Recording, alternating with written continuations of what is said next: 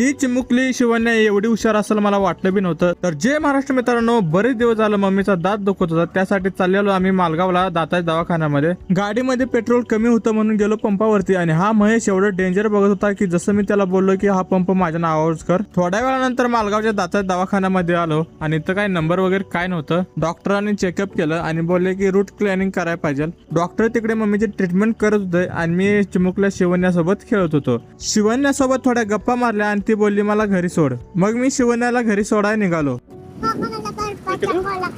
तुला बल्फाचं नको, कॅडबरी देऊ का तुला? बल्फाच्या खोल्या नको, थंडीचं तुला दात चालतं. फिरवत फिरवत ती मला एका बेकरी पैसे घेऊन आली. 10च आहे आपल्याकडे. 10च घेऊया. तुझं घर कुठं आहे? घर बँक ऑफ इंडिया. चला ना घरी सोडतो तुम्हाला. चला.